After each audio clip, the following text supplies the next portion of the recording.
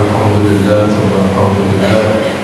Kembali kita bisa bermuajah, kita bisa silaturahim di malam ke berapa? 25 ya?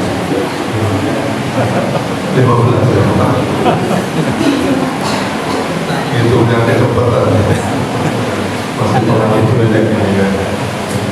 Jadi alhamdulillah ini sudah merupakan awsatul Ramadan, dan ini alam sudah menunjukkan kepada kita ditandai dengan hujan.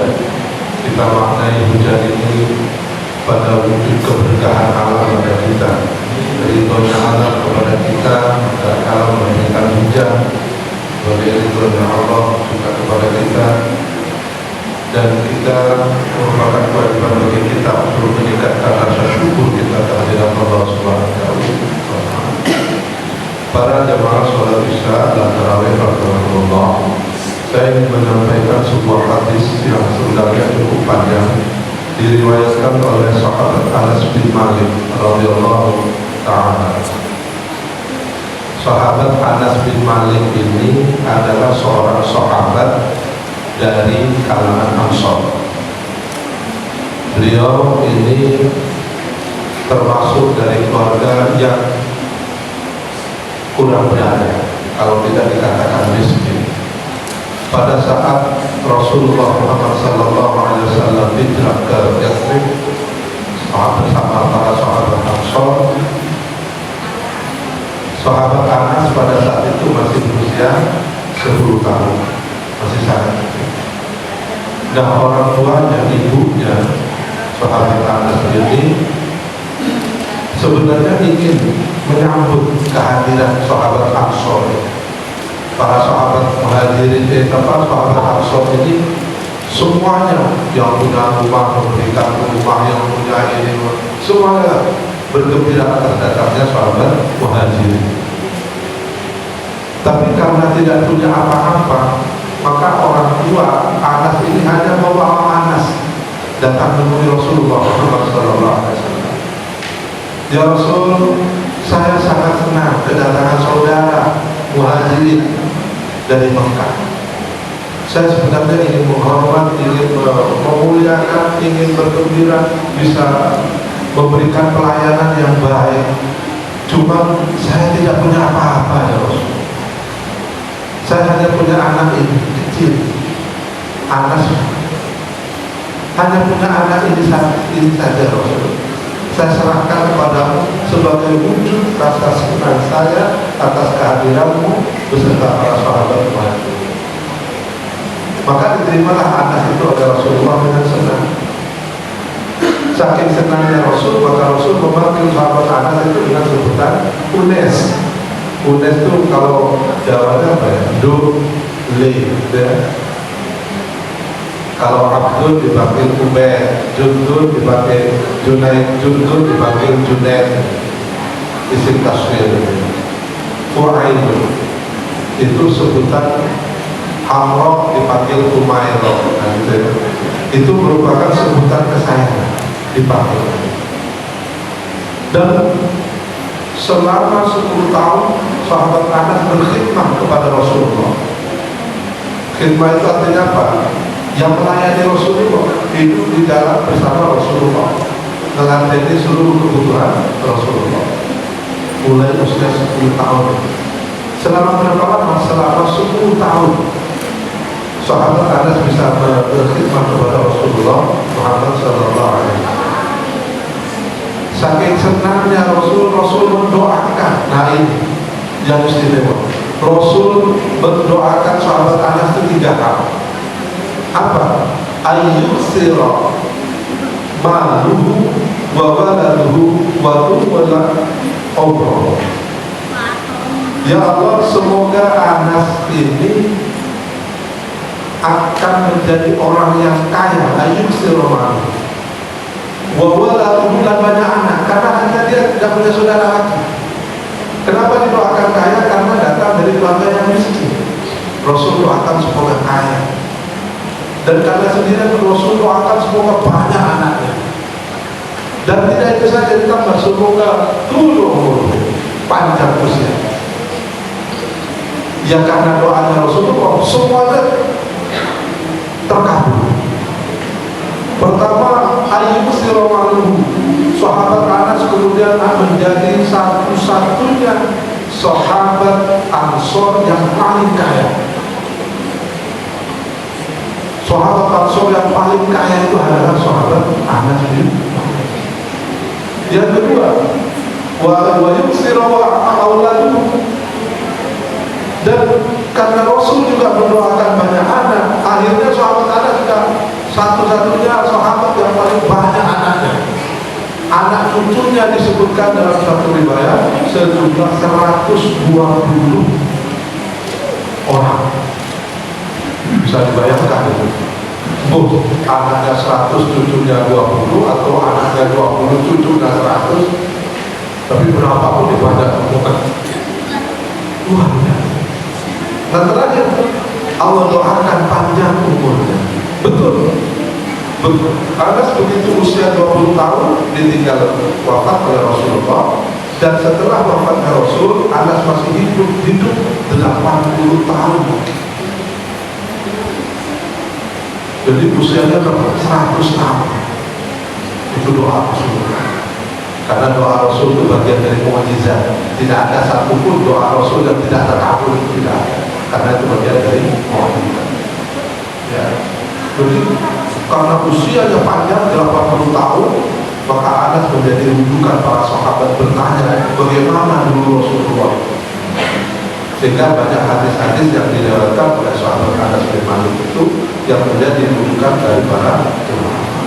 Di antaranya ada tentang Ramadan. Sahabat Anas meriwayatkan sebuah hadis fadilah bulan suci Ramadan. An Anas radhiyallahu anhu qala an Nabi sallallahu alaihi wasallam annahu qala man hadara majlis al-ilmi fi Ramadan kataballahu ta'ala lahu bi kulli qadamin ibadata sanatin wa yakunu ma'i tahta al-'arsy. Satu, barang siapa, ini kata Rasulullah sebagaimana yang diriwayatkan oleh Anas bin Malik, man hadara majlis ilmin fi Ramadan, barang siapa yang hadir ke majlis ilmu, ini kan majlis ilmu, ya kan? Barang siapa hadir di majlis ilmu fi Ramadan, di bulan suci Ramadan, apa kata Rasul? Kata Allah Ta'ala lahu bi kulli qadamin sanatan ibadatan sanatan. Maka setiap langkah bapak ibu dari rumah itu akan dihitung setara dengan pahala ibadah selama 1 tahun di luar bulan suci Ramadan. Wah, jadi tambah benar. Barang siapa yang bapak ibu datang ke sini diniati, satu jelas untuk hadir jamaah sholat isya dan tarawih, sekaligus menghadiri majelis ilmu. Untuk ini majelis ilmu diniati, saya hadir jamaah isya dan tarawih sekaligus menghadiri majelis ilmu, maka setiap langkah bapak ibu dari rumah akan dihitung setara pahala ibadah selama 1 tahun.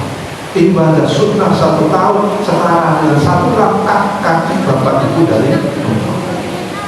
Allah, luar biasa. Ini fadilahnya bulan suci Ramadan. Tidak itu saja, wa yakunu ma'i tahta al-'arsy, besok akan ditemani Rasulullah Muhammad SAW di bawah 'arsy.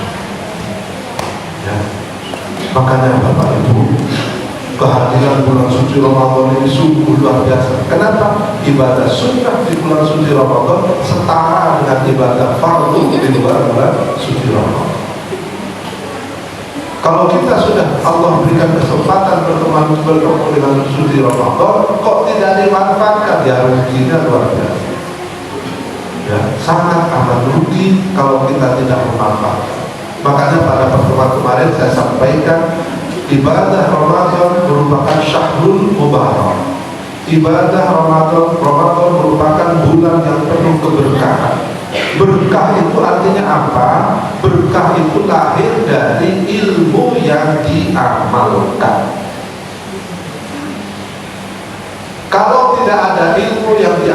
amalkan tidak mungkin berbuah keberkahan. Nah sekarang, apakah kita sudah mau ataukah sudah melaksanakan apa-apa yang sudah kita ketahui untuk kita amalkan? Saya sampaikan kemarin, sholat berjamaah di masjid itu sudah pasti pahalanya 27 dikali sejumlah anggota jamaah. Dan kesalahan-kesalahan makmum yang sifatnya tidak prinsip dimaafkan karena ditanggung, dijamin, digaransi oleh imam. Bacaan Fatihahnya tidak lengkap atau tajwidnya tidak benar, semuanya ditanggung imam. Makanya jangan rebutan jadi imam, karena imam itu yang akan menggaransi kekurangan dari para anggota jamaah. Syarat imam itu memang berat, tapi pahalanya memang lebih besar. Kita ditakut pahala 27 itu pasti dikali sejumlah itu, dan setiap langkah menuju masjid semua dihitung pahala. Kita duduk di dalam masjid itu dianggap iktikaf. Iktikaf itu setiap detiknya kita juga dihitung pahala. Daripada duduk bengong nunggu iqamah, kita buka Al-Quran. Setiap kita membaca huruf Al-Quran, ingat at-ta'abbud bitilawati. Al-Quran itu pahalanya karena pahala membaca, bukan qiraah. Tidak perlu paham, tidak perlu mengerti, tidak tahu, tidak perlu merenung apa maknanya, tidak perlu. Kita cukup membaca huruf-huruf Al-Quran itu sudah dihitung pahala. Membaca tilawatil Quran, bukan qiraatil Quran, tapi tilawah, membaca. Makanya Rasul mengatakan wala aqulu alif lam mim alif lam mim wahid walakin alif lam mim al-alif wal lam wal mim. Pahala membaca alif lam mim itu tidak alif lam mim satu, tidak, tapi alif lam mim 3 kali 10 kebaikan. Kalau Fatihah sudah berapa? Kalau Al-Baqarah luar biasa. Ya? Itu kita ketahui. Sekarang mau nggak kita mengamalkan itu? Kalau kita amalkan, maka amalan apa yang kita ketahui itulah yang disebut dengan keberkahan. Wujud berkah itu artinya apa? Kita senantiasa cenderung untuk melakukan pada hal-hal yang baik, dan Allah akan mengumpulkan kita dengan orang-orang baik sehingga kita terhindar dari hal-hal yang tidak baik. Keluarga kita menjadi keluarga yang sakinah, mawaddah, warahmah, mutmainnah. Usaha kita menjadi lancar. Bukan berarti orang yang berkah itu tidak punya masalah. Semua orang itu pasti punya masalah. Bedanya orang yang hidupnya berkah itu kalau punya masalah tidak membuat dia putus asa. Masalah semakin membuat dia semakin dekat kepada Allah. Itu berarti apa yang kita ketahui, ilmu kita itu berkah sehingga menuntun kita untuk semakin dekat kepada Allah Subhanahu wa Ta'ala. Oleh karena itu, marilah dalam kesempatan yang sangat baik ini, ayo kita manfaatkan kehadiran bulan suci Ramadan ini agar betul-betul berkah. Dengan cara apa? Ayo kita amalkan apa yang sudah kita ketahui. Apa nggak perlu banyak-banyak kok. Oh, menolong orang itu baik, ayo kita lakukan. Kalau Bapak Ibu ingin terhindar dari musibah yang ditimpa oleh seseorang, maka tolonglah orang itu saat terkena musibah. Insya Allah musibah dari orang yang kita tolong itu tidak akan pernah sampai kepada diri kita. Caranya begitu. Kalau ada orang kena musibah, kita harus menjadi orang pertama menolong. Kenapa? Untuk meringankan dia dan untuk menolak musibah itu jangan sampai datang kepada kita. Itu caranya. Bukan orang musibah malah ditolong dari jalan, tidak. Dia akan datang kepada kita. Kalau kita tidak ingin musibah itu menimpa kita, ayo kita jadi orang pertama yang menolong orang itu. Maka insya Allah musibah itu tidak akan pernah datang kepada kita. Begitupun sebaliknya, kalau kita ingin kebaikan, pada diri kita, maka lakukanlah kebaikan itu pada orang lain. Maka kebaikan itu akan cepat sampai kepada Allah dan akan cepat sampai kepada kita. Maksudnya apa? Kalau Bapak Ibu punya hajat, punya keinginan, ini sudah saya praktekkan. Saya sudah praktekkan sehingga yakin betul saya hadis Nabi yang mengatakan seperti itu, bahwa setiap doa kebaikan kepada saudara kita, kepada orang lain akan diaminkan oleh malaikat, dan malaikat mendoakan kebaikan itu kembali kepada diri kita. Saya contohkan, paling tidak saya 2 kali ganti mobil itu dengan cara seperti ini. Kalau urusan praktis ya, saya ingin mobil apa? Maka caranya praktek. Setiap ketemu orang tetangga saya doakan, ya Allah semoga beliau punya mobil yang seperti yang saya inginkan. Awalnya saya memang tidak ikhlas, tapi saya latih terus untuk ikhlas mendoakan bagaimana bahagianya Bapak ini kalau punya mobil. Setiap ketemu siapa saja yang saya tidak kenal, saya kenal, melihat orang itu mobilnya jelek, kita doakan, ya Allah semoga Allah ganti dengan mobil yang ini. Apa yang terjadi? Masya Allah, luar biasa. Subhanallah. Kita justru lebih cepat mendapatkan ganti mobil dibanding orang yang kita doakan. Itu rahasia. Jadi kalau kita ingin kebaikan, doakanlah orang lain kebaikan itu. Pertama mungkin tidak ikhlas, tapi kita kalau terus berulang menundukkan hati kita, betul-betul apa? Belajar bahagia melihat orang lain bahagia. Itu kuncinya. Coba latih hati kita untuk senang melihat orang senang, jangan sebaliknya. Insya Allah seluruh hajat hidup kita akan dikabulkan oleh Allah Subhanahu wa Ta'ala. Sehingga tidak senang melihat orang terkena musibah, insya Allah seluruh musibah yang menimpa siapapun tidak akan pernah ada.